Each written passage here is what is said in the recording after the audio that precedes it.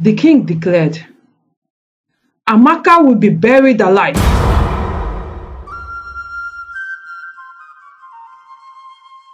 Once upon a time, King Obinna and Queen Ifeoma lived in the village of Abo. Their daughter, Nneka, was the princess. Nneka was beautiful, elegant, and kind. She always greeted the villagers warmly wherever she went, spreading kindness and goodwill. Everyone admired her gentle nature, and Nneka's presence brought joy to the village. The villagers always admired Princess Nneka. She had two friends, Amaka and Chidinma, who looked so alike they could be mistaken for sisters. Amaka's father was a farmer, while Chidinma's father was a hunter. The three friends were very close and spent a lot of time together. Everyone in the village knew and liked them. Frequently giving them gifts, Amaka was a very hard-working, cheerful, and beautiful maiden. She told moonlight stories to Princess Nneka, which the princess enjoyed. Chidinma, on the other hand, was equally beautiful, but not as cheerful. She often spoke arrogantly to the palace maids. Chidinma tried to turn Nneka against Amaka, but the princess always avoided those discussions. This made Chidinma hate Amaka even more. Chidinma believed that Princess Nneka loved Amaka more than she loved her. Chidinma was always looking for a way to end Amaka's friendship with Princess Nneka, but she couldn't find a good opportunity to do it. Chidinma often talked to Nneka about things, accusing Amaka of false deeds. She wanted to be the only one close to the princess, without anyone else between them. However, Nneka ignored everything Chidinma said. One day, Chidinma went to the palace and saw Amaka with Princess Nneka. She made an excuse pretending that she needed to get something and left the room, hiding her true intentions. Jealousy surged within her, and her resentment toward Amaka grew even stronger. Chidinma sneaked into the king's room and took his golden cup, hiding it in a vase in the palace. The next day, everyone panicked because the king couldn't find his cup. He called for the villagers' help. The villagers gathered, worried about the missing cup, and guards searched everywhere. Chidinma watched nervously, knowing she had caused the chaos. The villagers gathered in the palace and the king spoke. Today is a sad day. I found my golden cup missing from my room this morning. Everyone felt worried. It's not just any cup, the king added. The villagers agreed to help find it, promising to search everywhere. If anyone saw someone stealing the cup from my chamber, speak up now, the king demanded. Suddenly, Chidinma stepped forward from the crowd and pointed at Amaka. My king, I saw her entering your chambers yesterday. Chidinma accused. She left with your golden cup. Amaka's heart sank as all eyes turned towards her. She stood stunned, unable to defend herself. Your Majesty, please, don't believe Chidinma, Amaka begged. Yesterday, I only brought food for Princess Nneka. I didn't go into your room. Despite her plea, the king ordered the guards to lock Amaka in the palace prison. Dread filled Amaka's heart as she was taken away. Unsure of what would happen next, despite Amaka's parents and the princess pleading for mercy, the king ignored their cries. The princess faithfully visited Amaka daily, bringing her food and continued to advocate for her innocence. But their efforts were in vain. The king remained unmoved. His heart hardened against Amaka. The day before the judgment, the princess summoned Chidinma to the palace for questioning. "Are you absolutely certain about what you said regarding Amaka?" she asked. "I've known Amaka for years, and I truly believe she wouldn't do something like this." Chidinma hesitated, feeling the weight of the princess's gaze. "I'm sure, princess. I wouldn't lie about this," Chidinma insisted. "Even though Amaka is my friend, I can't ignore what I saw her do," Chidinma replied. The villagers gathered at the palace, and the king addressed them solemnly. "Today is a sad day in our village. We have tried to make the culprit confess, but she still denies it." Amaka's parents pleaded with the king for mercy. Princess Nneka sat on her stool, tears streaming down her face.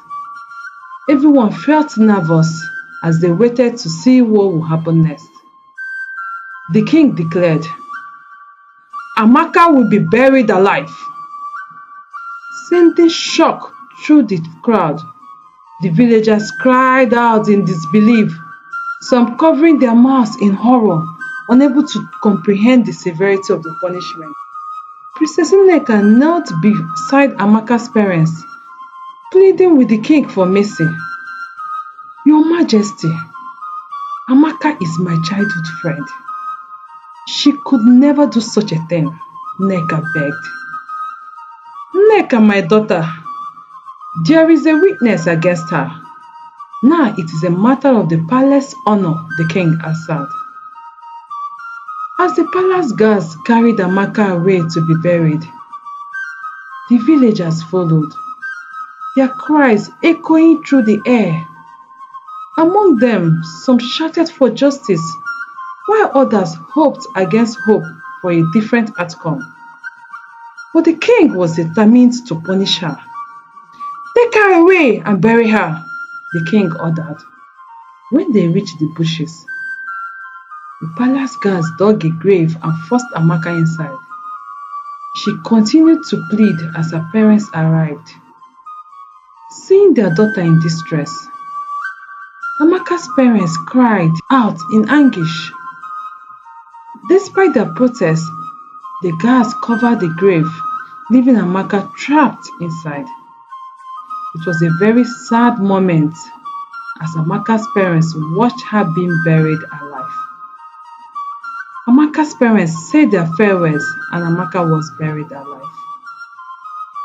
Back at the palace, the princess continued to cry, finding solace in her mother and Chidinma's comforting presence. As months went by, life returned to its usual routine.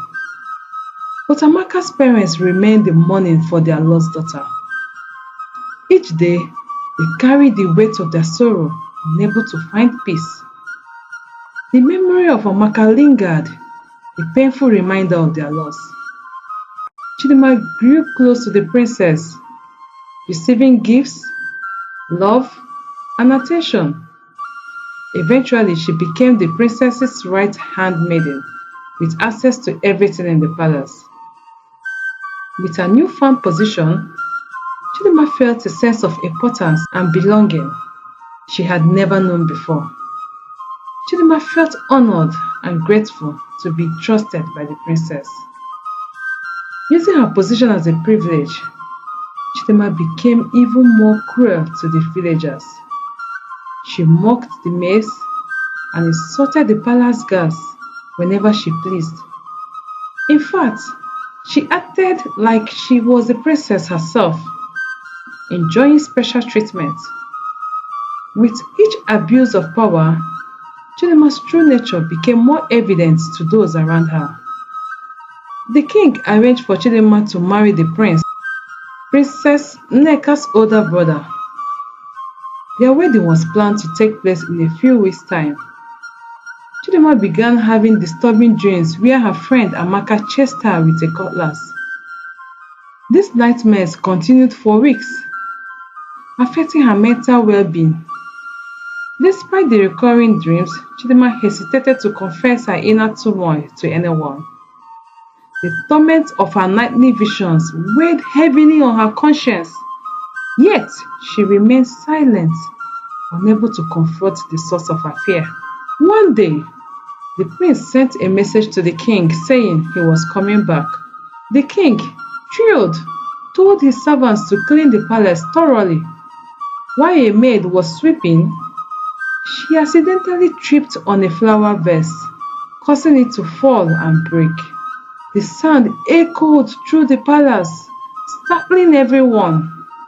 As she cleaned up, the maid suddenly spotted the king's missing cup. Hurriedly, she picked it up and rushed to inform the king. Shocked by the discovery, the king's face fell with regret, feeling saddened by his actions. The princess, upon hearing the news, was devastated, her heart breaking at the realization of what had happened. When they heard the news, Amaka's parents were heartbroken too. Suddenly, Chidinma became very sick with a strange illness and wanted to see the princess. Amidst the sadness, worry filled the air in the palace. The princess went to visit Chidinma, who began to confess. "Please forgive me, my princess," Chidinma said, tears in her eyes and regret on her face. "What is it, Chidinma?" Princess Nneka asked. Looking curious, "Amaka was innocent," Chidinma revealed. Shocking everyone, the princess listened in disbelief. "I stole the king's cup and hid it in the flower vase. I did it because you always adored Amaka and gave her more attention than me. I wished for the bond you had with her." "I didn't mean..." Chidinma was still confessing when the princess slapped her hard on the cheek. Chidinma burst into tears, feeling the full weight of her actions. The room fell silent as everyone absorbed the shocking truth. The princess stormed out of the hut and went to the palace. She told everything to her parents, who demanded to see Chidinma immediately. The guards rushed to Chidinma's hut and took her to the palace by force. Since the king found out, he became mentally ill because he had taken an innocent life. Although poor Amaka had kept saying she hadn't stolen anything, now he was thinking about what to do. "What did you do to me? Tell me now. I will give you such a punishment that the whole palace will see, and no one will dare to do such a thing again," the king shouted. The king then decided that Chidinma should be stoned to death by the villagers. The villagers gathered, ready to carry out the king's order. Chidinma, trembling with fear, faced the consequences of her actions. Chidinma screamed loudly after hearing the judgment. The palace guards dragged her to the village square. Followed by the villagers, they tied her to a tree where she confessed her sins before the angry crowd stoned her to death. After she died, her body was not buried, but thrown into the evil forest. The king then called Amaka's parents and asked for their forgiveness. The villagers watched silently, reflecting on the events that had unfolded. He gave half of his properties to Amaka's parents as compensation for their loss. He also arranged for Princess Nneka to marry Amaka's older brother. The village slowly returned to normal. The villagers hoped for a better future, and peace gradually returned to their hearts as they moved on from the tragedy. Please don't forget to subscribe for more folk tale stories. Thank you for watching.